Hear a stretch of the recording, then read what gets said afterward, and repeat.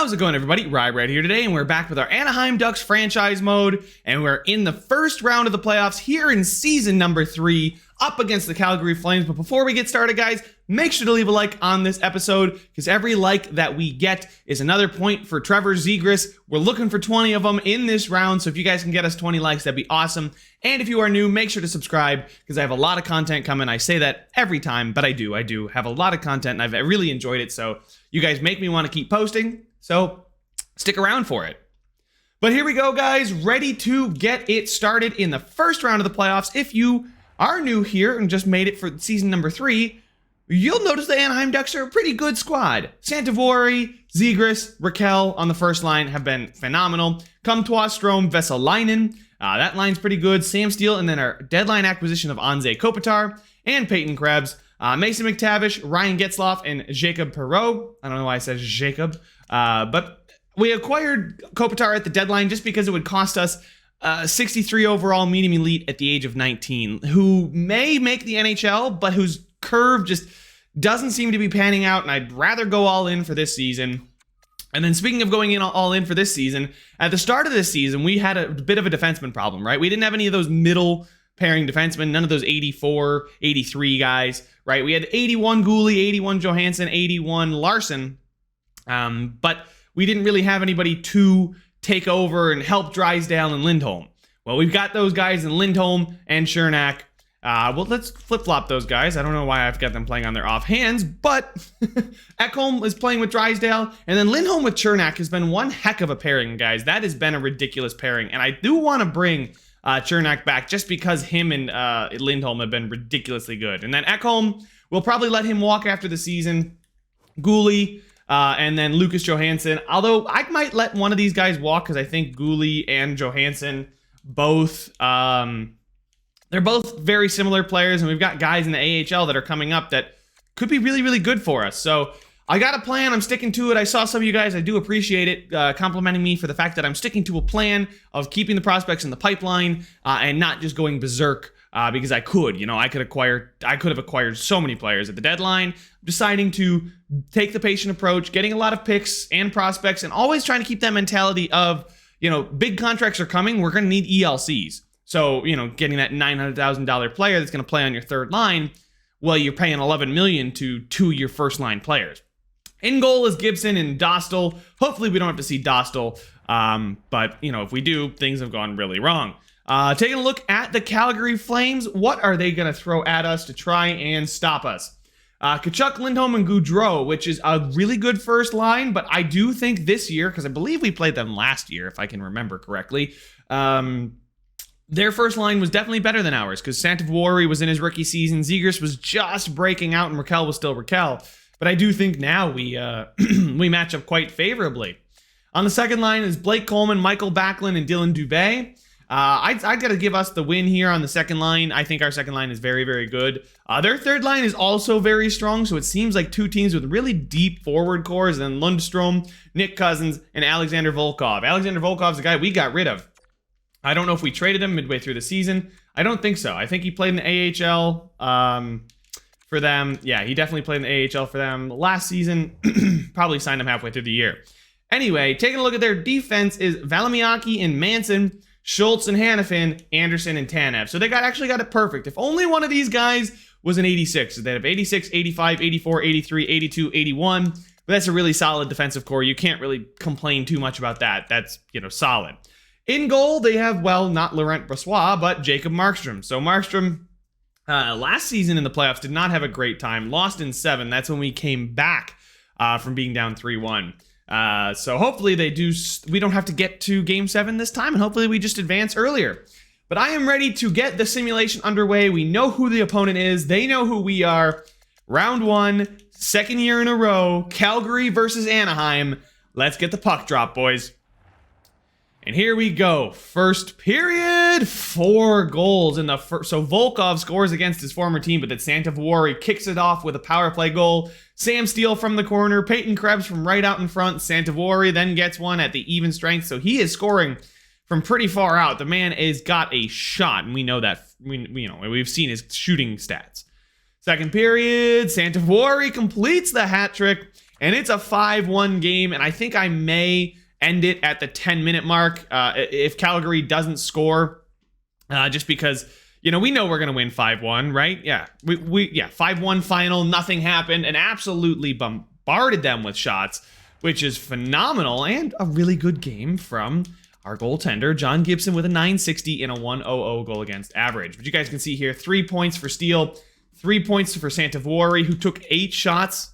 I mean, still shot 37.5%, but Zegras with 2 points, Krebs with 2 points. It's beautiful. And then Chernak was a +3. Guys, I'm telling you, Chernak has definitely got to come back. I think, you know, we have a lot of money to be spent here after next season. So we have next season of Santavuori still on his cheap deal, and then, well, he's going to need a big boy contract, but I'm going to try and extend him as soon as possible. But Chernak, I mean, Chernak definitely deserves about $5 million, right? That's perfect for a guy of his stature in that middle 86. I mean, he's technically the best defender on the team, tied with Drysdale and Lindholm, but I'm just loving Chernak. I really think that giving up, I think what was our second to get him on this 1-year deal at $3 million, I think it was totally worth it. I've got no complaints about the way he's played this season. Anyway, hopefully he can keep his performance up here in game number 2. First period, it's 1-1. Okay, Mason McTavish getting his first career playoff goal as Elias Lindholm scores shortly thereafter. Second period, and Calgary comes out with 2. They're big guns, Noah Hannafin and Matthew Tkachuk, and we are now trailing 3-1. A good game so far from Jacob Markstrom, as we can't get past him on the power play. So Markstrom with a good bounce back game. Calgary gets a power play. That's not going to help us get back in this one, but we do kill it, which will help us. Volkov scores a second goal in a second game, 4-1, but Vesalainen cuts it to 2. Do we have a couple late goals in us? It feels unlikely. 30 seconds, and Vesalainen's was just kind of, you know, tried to spark the comeback, but couldn't quite get it done. So we drop 1 at home and drop, back to 1-1 in the series. Krebs was a -2 with only 12 minutes of time on ice. Mason McTavish was a -1 despite getting the goal at 7 minutes of ice time. So really, it just, I don't know what happened, but can't necessarily blame our top line. I mean, our top lines didn't score. They did absolutely bombard them in the first game, but right now we've scored 7 to their 5 in the series, so it's not bad, but I would like to see us play a little bit better, especially defensively, allowing 5 goals. Actually, 2.5 goals per game isn't too bad, but we just need to, you know, the averages. We need to look better in the game, right? I can say, we've only allowed 2.5, but when you allow 4 in one game and 1 in one game, you know, usually you're not going to end up doing too hot in those games. First period, Calgary with a 2-0 lead again as Chris Tanev and Eric Haula score. Second period, okay, so we do pull it back. Hannafin got a 3-goal lead on the power play, but Vesalainen scores, and then Drysdale scores as well. So we're only down by 1, but Calgary is shooting, has 10 more shots on goal than we do. Holy smokes. We need just 1 goal. I see a lot of shots for that Anaheim Ducks. You always can tell the kind of flow of play here. If you take a look at the shots, and Santavuori coming in clutch, ties the game at 3 in our first trip to Calgary. 5 minutes to go in the third period. Will there be any late game dramatics? 1 minute, 1 second. Nope, there will not be, but holy smokes. They only took 6 shots to our 12 in that period. What a comeback effort, and Markstrom holding down the fort. So I will lock myself as the coach here, guys, wearing the aways against their standard jerseys. We can go ahead and change the game settings so we can look at the camera from that nice broadcast angle. True broadcast there, guys. And all right, so let's go ahead and jump in. I will be your commentator, and I will see you guys in the game. Puck drop in overtime, ladies and gentlemen. So I decided to get rid of my face for this part of the game. So let me know if you guys like that. If you guys like me, not getting in the way of the play here, or if you actually want to see my reaction in my face. But a good cut to the net, and then Ekholm pulls it away with his quick pick ability. Raquel is going to find Drysdale, who jumps in the rush. A 3-on-2 with the back checker. He tries to dangle. Maybe a bit too much, maybe a bit overconfident. A huge hit! Oh my goodness, Santavuori went head hunting. Lindholm now with the puck. He's going to find Tkachuk in the slot. Gets knocked off the puck, and now Zegras is going to circle around with it. Goes behind his own net. does slide across the ice to Santivori, who then gets swarmed by the Calgary Flames, who have an aggressive forecheck. Raquel getting double teamed and knocked on his ass.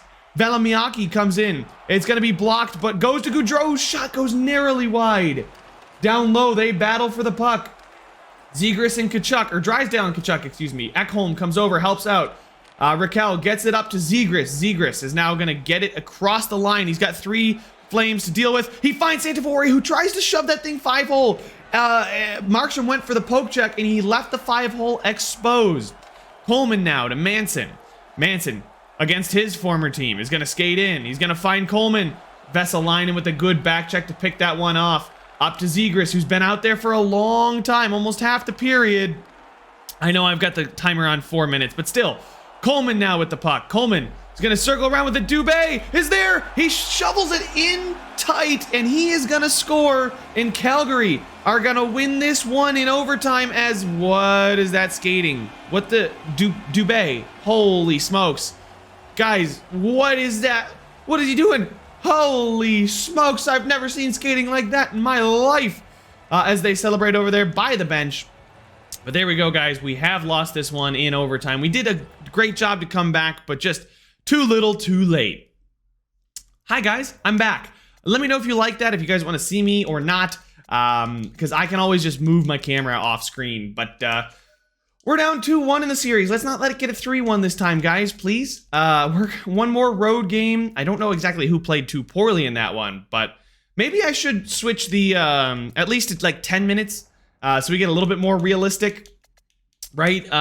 Instead of the 4 minutes, we'll do 10-minute periods. The only thing it matters for is when we jump in to watch games in overtime, it does not affect the sim at all. So let's go ahead and get into game number 4. Not play it. No, I don't want to play the game. I mean, I'd love to play the game. You guys would love to see me play the game, but I don't like to affect the game too much. I like to watch it. I like to be the GM, right? And not control it. Anyway, game 4, we are down 2-1 in the series. This is really a must-win for us. First period, okay, and we come out strong with Brendan Gooley, but Josh Manson tries to put the dagger in there, getting them back to even. Second period, Santivori scores, but followed up by another defenseman goal from Calgary. They're scoring a ton with their defensemen so far. And it's 2-2, shots are even in the third period. Calgary with the first couple opportunities. They get a power play, and they're going to score on it. Gaudreau scores to make it 3-2 on the power play at 14:51 in the third. With 8 minutes to go, 7 minutes, 6 minutes. We're down by 1. We need a goal. We don't get it, and it's a Calgary 4-2 lead. The insurance marker from Backlund is going to seal the deal on this one. And guys, I need to look at the lines and see who is... Oh my God. Zegras, Santivori, Lindholm, Raquel. I mean, I can't really complain about that too much. Maybe I need to flip-flop the defensive pairings. I'm not sure, but... 3 straight games of 4 goals against. It's just not working out. Lindholm. We'll get Lindholm and Drysdale back together.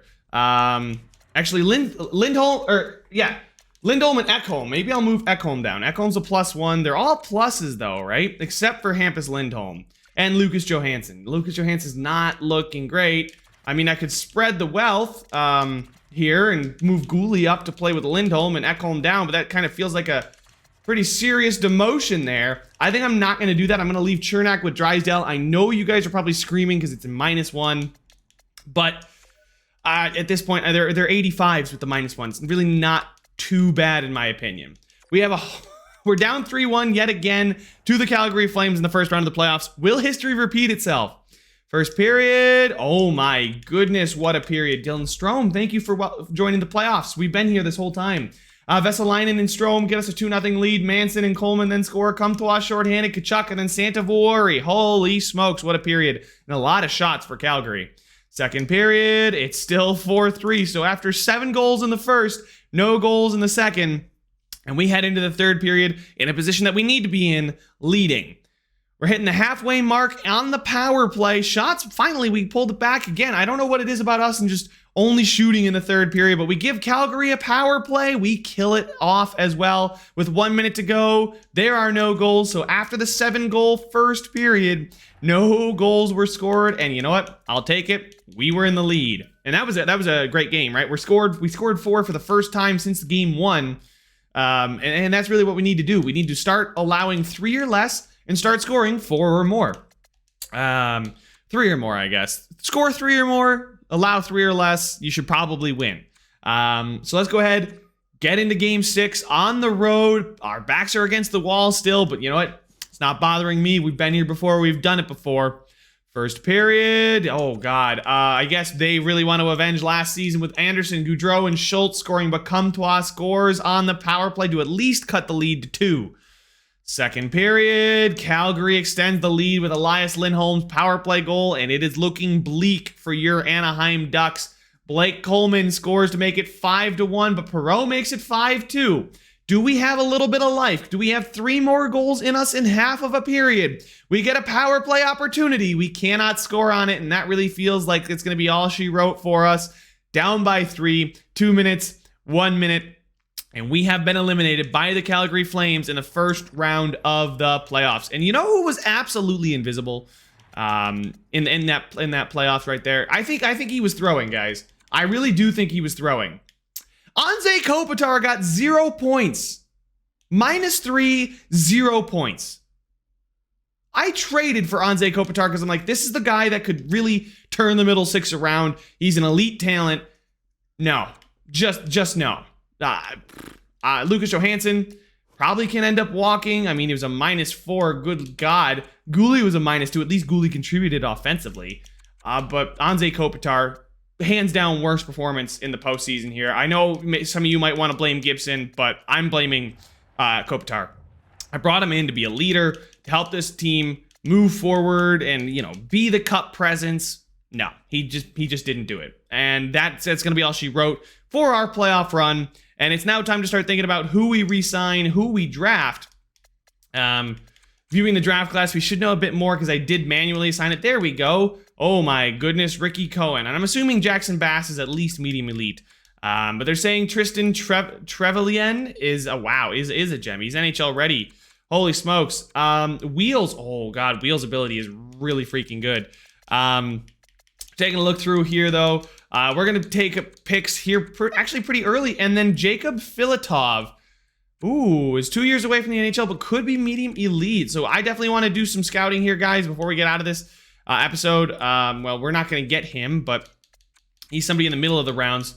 We got some guys down here. Elliot Crawford, Zachary Watt, Melvin Webster, and Ralph Cousins. Okay, so we'll see how these look, how these end up. 4 years, 3 years, 4 years. Again, I'll do my scouting based on how close they are to the NHL.